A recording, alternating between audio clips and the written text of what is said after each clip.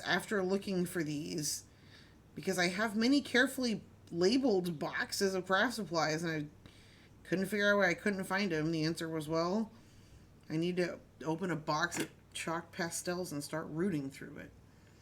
But yeah, that's what I use when I do the miniature foods, because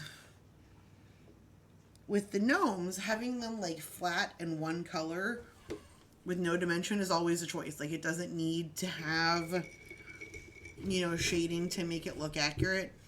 But if you're making tiny foods and little things like that, you have to have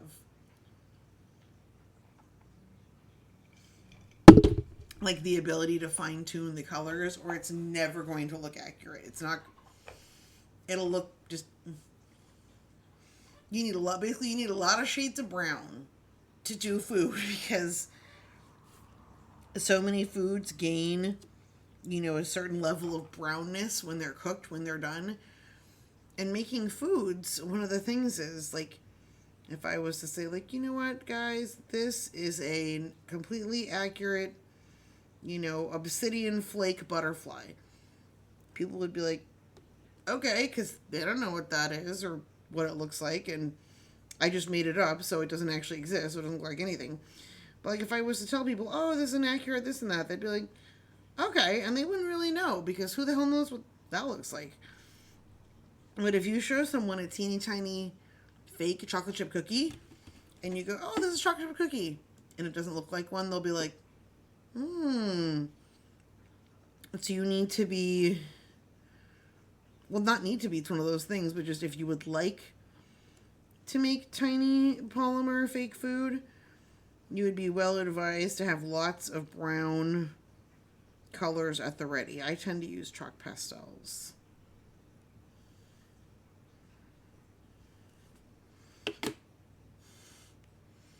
My cats could not handle your fur babies. Getting more attention than all of them raised a ruckus. See? And sometimes I have a, I don't know, not high pitched, but just a kind of a weird voice. I don't mean that in a bad way. I just do. I have a very distinct voice, and sometimes an animal, like someone's pet or cat, or like a baby at the store, will be like, or just babies will be like, and they watch me as I go over to another aisle. But I think part of the baby thing is because I'm very short. And by very short, I mean I'm 4'11". And let's see. I don't know what that is in meters. I'm not even going to pretend to know. But I'm very short. I'm just a little tiny person. And I think that sometimes babies and children are drawn to that, because I seem non-threatening because I am also small. And so they see me and they're like, what are you doing? Well, you got babies giving you Dude, I really do. I get stared at by children quite frequently. They go,